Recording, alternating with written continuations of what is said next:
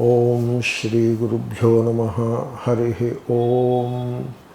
सदाशिवसमारंभां शंकराचार्यमध्यमाम् अस्मदाचार्यपर्यन्तां वंदे गुरुपरंपराम्। आत्मस्वरूप बंधुगण, best wishes to all of you on this auspicious occasion of Guru Purnima. It is Ashadha Purnima, popularly known as Vyasa Purnima. Vyasa is the guru of every sect of Hinduism, and therefore it is only in the fitness of things that the day on which sage Vedavyasa was purported to have taken birth or whatever should be celebrated as Guru Purnima across all the sects of Hinduism. In this context, I don't have any particular message to give to you, all of you. I do not look at things that way. I only wish to share a few thoughts I entertain on this topic of Guru in the context of Guru Purnima. It is Guru. You see, mother is the first Guru for every human being, male or female. Mother is the first Guru who teaches the very beginning words of vocabulary. And then father is the Guru. Then the elementary school teacher is the Guru. Then you go to the high school. There is not even one Guru. By now, probably in the high school, we are trained by at least 4 or 5 Gurus. Even in the elementary school, there may be more than one Guru. And then college and university, the number of Gurus, it proliferates. The idea is we are what we are today because of the grace, the love of so many learned people. Because of them, we are what we are today. Whatever knowledge is contained in these brain cells was put there by all these great loving people, all of them put together. This idea that a human being is a product of learning from many learned people is very well brought out in Srimad Bhagavatam, in Ekadasha Skandha, in a section called Dattatreya Gita, where Dattatreya analyzes or deals with this topic of Guru, and he recounts a good number of Gurus who have given him wisdom and knowledge in life. I am saying this because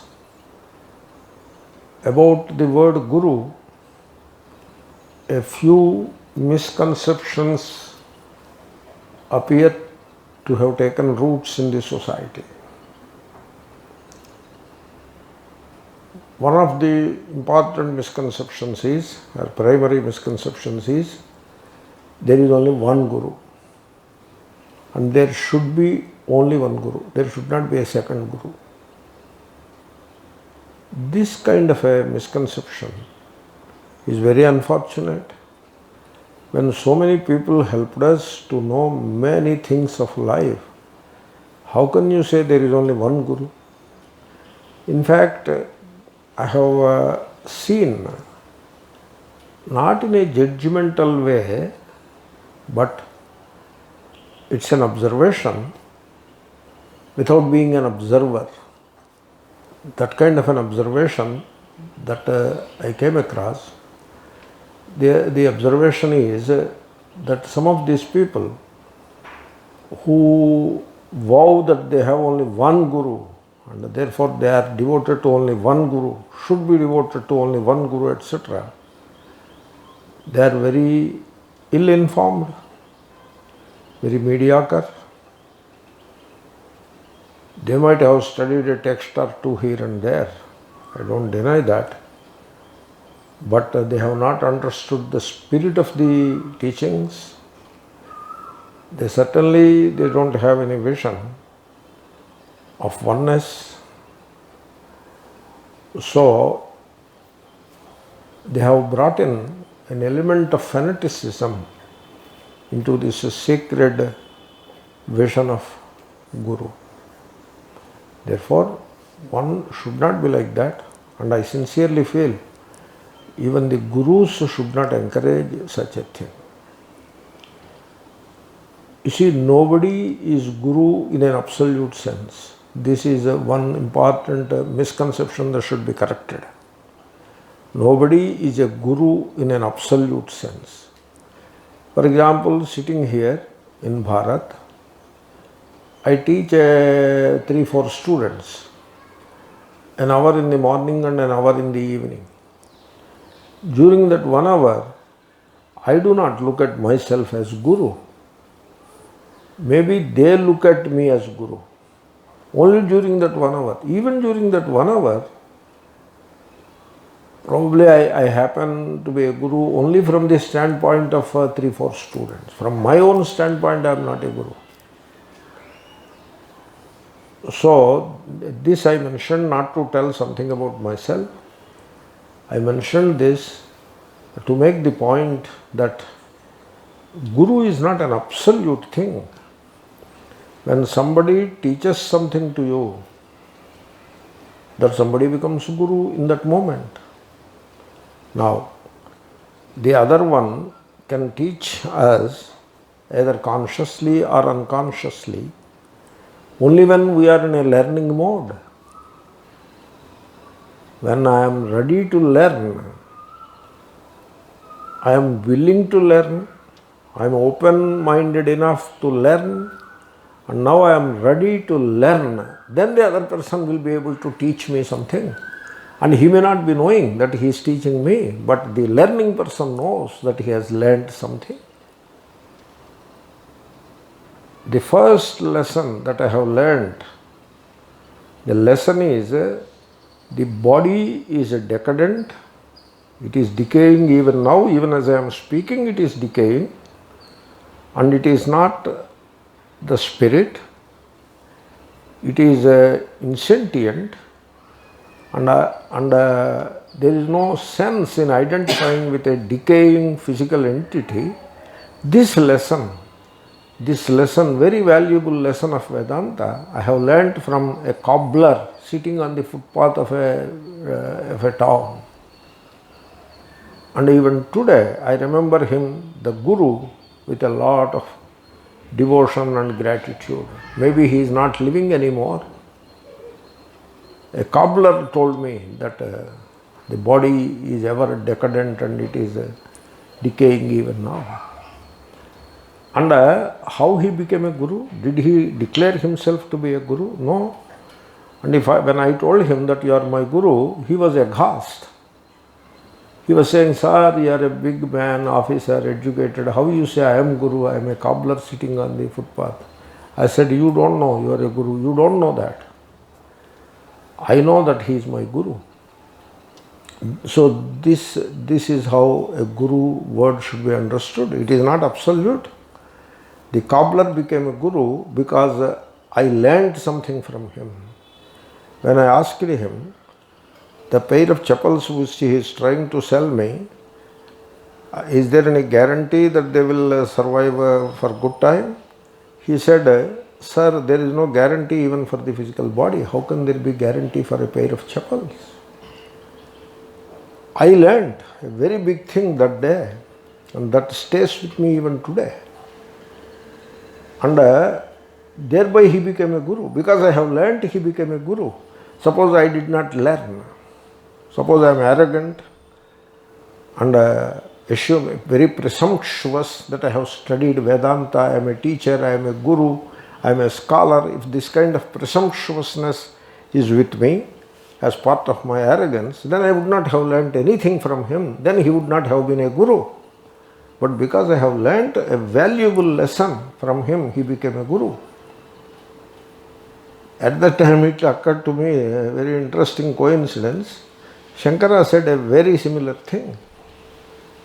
Chandalostu satu dvijostu gururityesha manisha mama. A very similar thing he said, Shankara Bhagavad Pada. Therefore, guru is not a physical entity. So, I am dealing with a few misconceptions. This is the Nishedha Paddhati. So, the first one, guru is not an absolute, guru is not a physical entity. There is guru. Guru happens. Guru is not a given. Guru happens when you learn. Suppose you do not learn, suppose. Why you do not learn? Because you are not in a mode of learning. When you presume that you know, and you have already decided that there is only one guru, and you are devoted to that particular guru alone, and also you have a taboo, that this misconceived taboo that you should not learn anything from any other guru. In that mode, you are not in a learning mode. Almost entire life you are not in a learning mode. There is no learning in the person's life. No, he learned something from that guru. We have to question that. We have to wait and see how much he has learned. Because the one who says only one guru, I have a feeling that he is talking about the physical entity as the guru. And therefore, such a person who takes the physical entity as the guru, listens to that particular guru and acquires a few things and stores them in the brain cells as an idea or a set of ideas, which proves beyond doubt that he has not learnt anything, and therefore there is no other guru for him in this creation, and therefore he is not in a learning mode, and therefore there is no guru around for him. A guru happens when you are in a learning mode. And now the guru could be a child, a kid can be a guru, a woman washing clothes can be your guru, a woman sweeping the floor can be your guru, a rickshaw puller could be your guru. Once I travelled by a rickshaw and he taught me quite a few things of life. I did not touch his feet because it doesn't look nice, he doesn't agree, but I have indeed given him Guru Dakshina. In addition to the rickshaw fare, I gave him some Guru Dakshina, what was in my pocket, because he taught me some of the greatest Vedantic truths from folklore, from some of the songs which he heard in childhood. And so I remember with gratitude this another guru, only because by God's grace I was in a learning mode. I am not telling about myself, I am suggesting that when you are in a learning mode, everything could be a guru. A dry leaf can be a guru. Kabir Das, he saw a dry leaf falling from a tree. And immediately, before it hit the ground, it takes its time, leisurely it was falling down. And it was being thrown this side, this direction, in that direction, in multiple directions by the wind. And finally it hit the ground after a while, and he watched all of that, probably over a period of 1 or 1.5 minutes. And he learned tremendous wisdom of life from that leaf, dry leaf. And he wrote a poem. I may not be able to quote the poem today. Therefore, can you be in such a learning mode? One has to ask this question to oneself. When you are in a learning mode, there are every living and non-living thing becomes guru. Dattatreya Maharshi said that a concubine by name Pingala was his guru, one of the greatest of his gurus. He is a great saintly person, male, and she is a concubine, a Vaishya, younger lady, and she is a guru to him. Compare this situation with some of our orthodox friends who look at women with a condescending attitude, etc. Compare this situation. Therefore, I have addressed two misconceptions about the Guru. 3. You are studying under the guidance of one teacher. He is the Guru. In that given situation, where you are guided by one scholarly person or one wise man who is the Guru, in that given context, what is Guru? So till now I discussed what is Guru in general terms.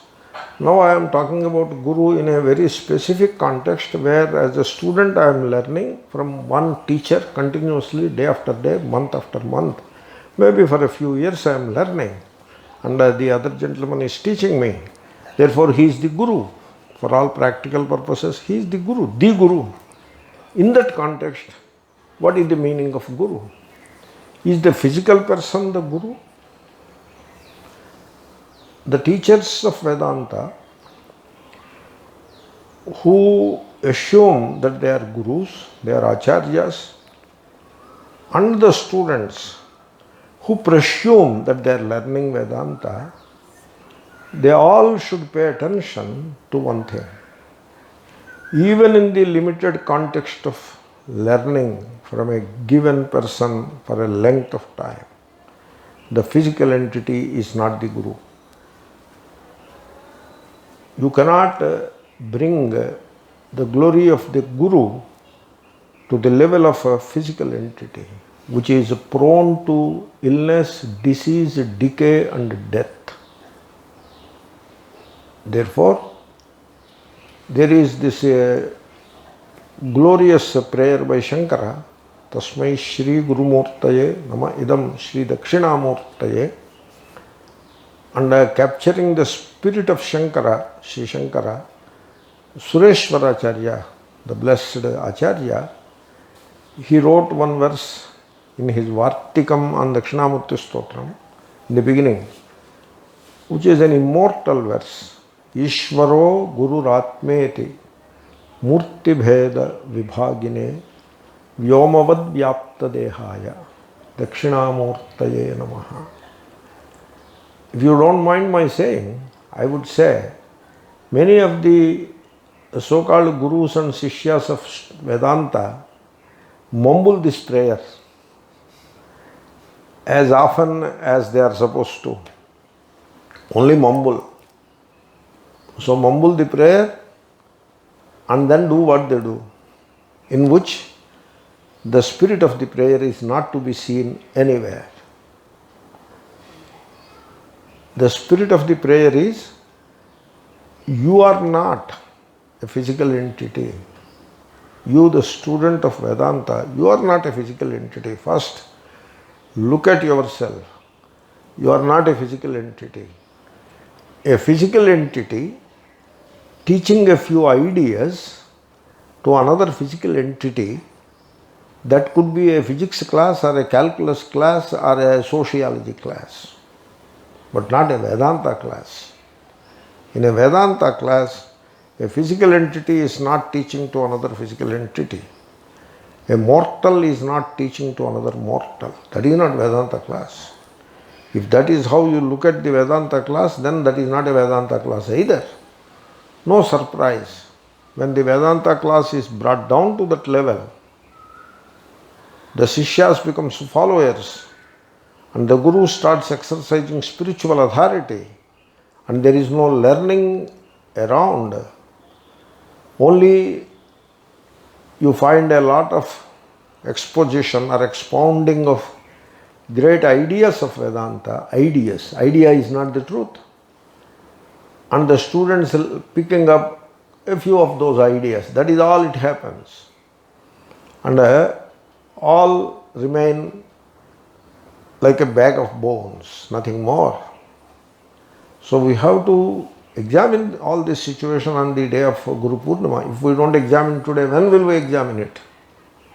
If this is not the occasion to say these things, when will I say or when will anybody say? So I am suggesting, before you go to a Vedanta class, first ascertain what are you and what is the so-called Guru. You are a physical entity with all the definitions surrounding it, false definitions surrounding it, and the Guru is another physical entity with another set of false definitions characterizing the physical entity. Then where is Vedanta? It is not Vedanta. You are Brahmashariri, to quote the expression of Shankara. Guru is also Brahmashariri. Guru, being the Brahmashariri, helps you to build a Brahma Sharira for yourself in the place of a physical or emotional body. That is the Vedanta class. Therefore, please excuse me if some of the expressions sound a bit harsh or whatever. I suggest we have to set right our mind first, our thinking first. First things first. We have to set right our thinking, our attitude, our idea about Guru, about Shishya, about learning. So Guru, as long as you are a physical entity, Guru is another physical entity and Ishvara is a third physical entity. Are you satisfied with that? It is no different from the religion of the masses, the popular religion. You cannot complain against the people. They are not Vedantins. They have not studied Vedanta. For them, every one of them assumes himself to be a physical entity, and the pujari or the purohit or the guru is another physical entity, and there is an image, a graven image sitting there which is being worshipped, and that image is that of another physical entity sitting in heaven. Are you satisfied with that kind of a situation? Do you conduct yourself in that kind of a scenario? Is that what you want to put yourself in? Come on. That cannot be teaching of Vedanta. That cannot be learning of Vedanta. You have to remind yourself again and again that you are not a physical entity. You are space-like awareness. Vyomavad vyapta dehaya. And Guru is also space-like awareness. And the Guru and the Shishya are engaging themselves in trying to understand Ishvara as the space-like awareness. That is the spirit of that is the essence of that verse, Ishvaro Guru Ratmeti, which we so often recite without paying attention to it, to its meaning and to its spirit, to its message. That's why this kind of mumbling of prayers, just repeating them mechanically like tape recorders, without any spirit in it, without any understanding, without any spirit, just like tape recorders are reciting, so converts all these prayers into some kind of a mumbo jumbo. There will not be any spirit left in it. Therefore, we have to pay attention to the spirit of the verse. Guru is not a physical entity. We should not convert the devotion to the Guru into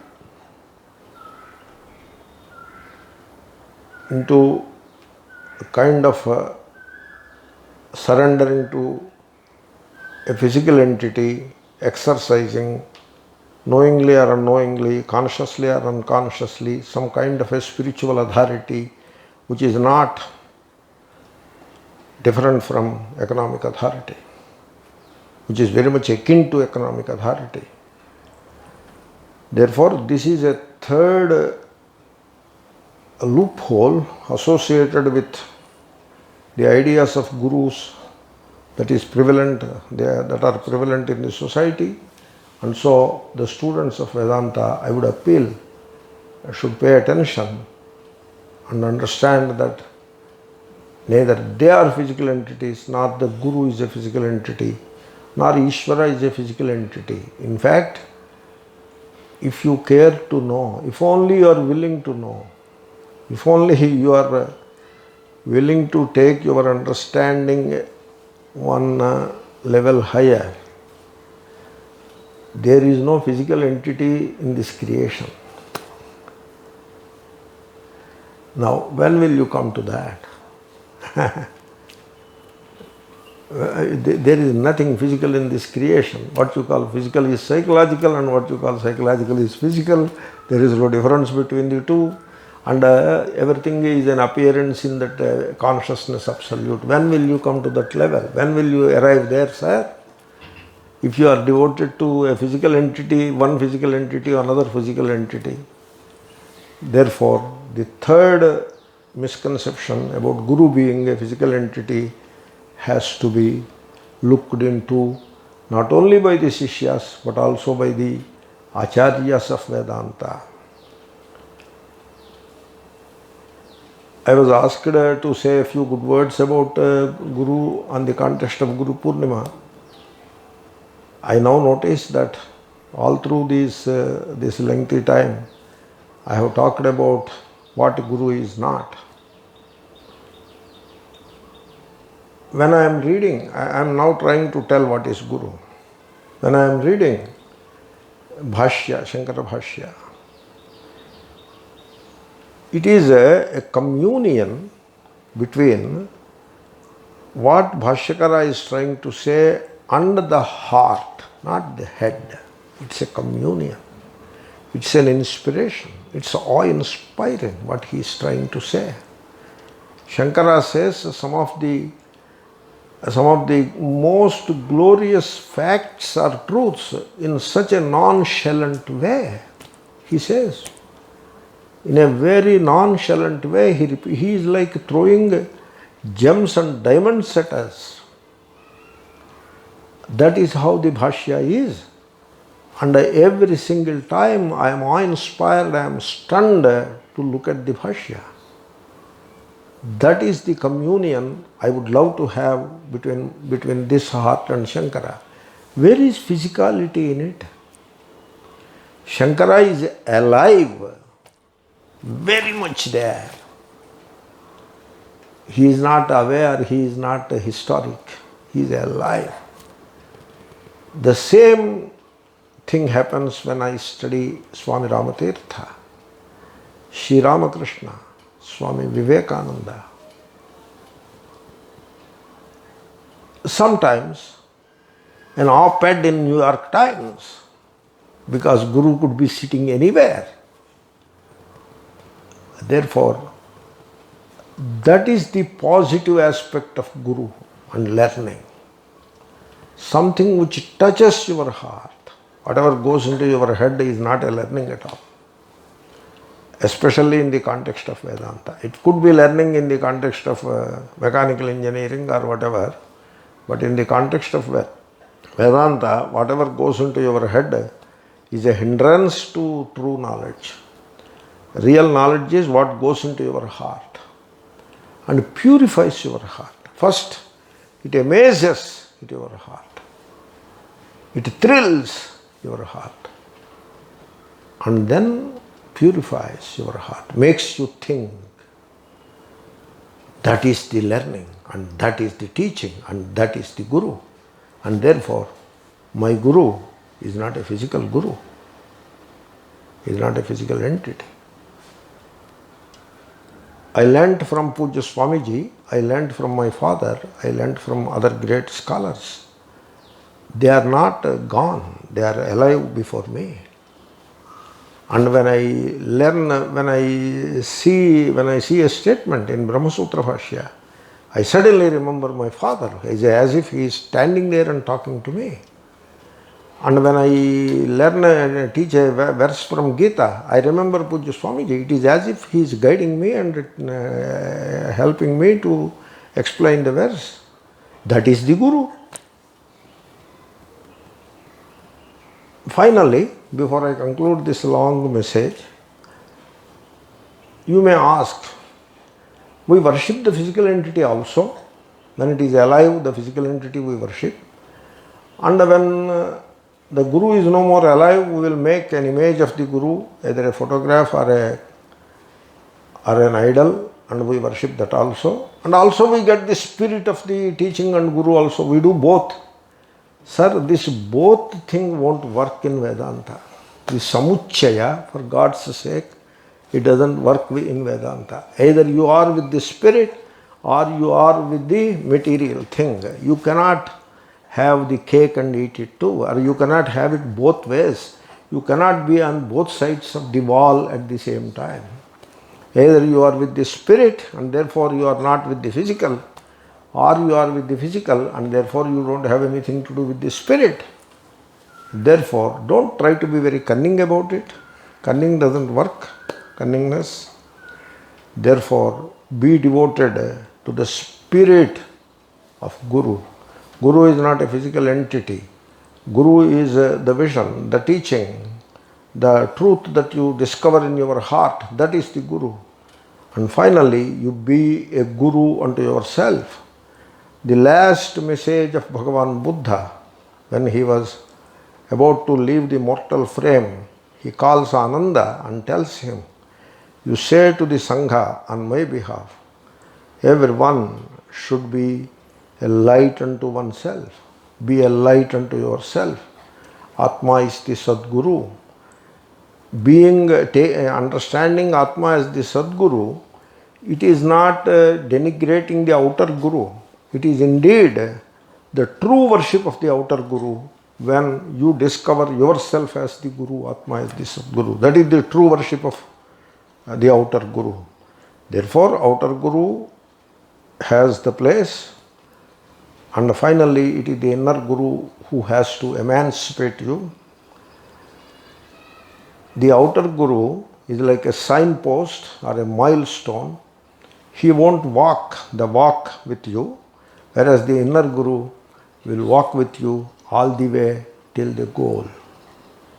Therefore, take the blessings of the outer Guru fullest, understand the spirit of the outer Guru.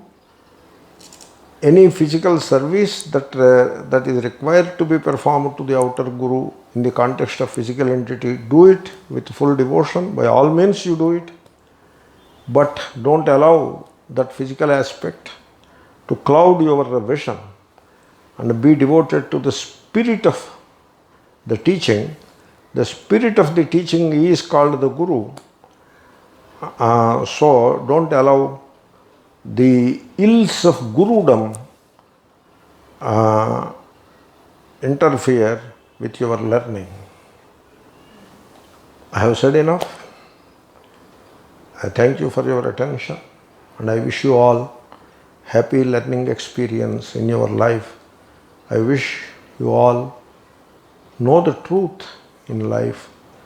Take a vow to pursue the truth in life. Truth is in you, not outside. And may God guide you in the form of Atma in the path of your life. Harihi Om Tat Sat. Shri Krishna Arpanamastu.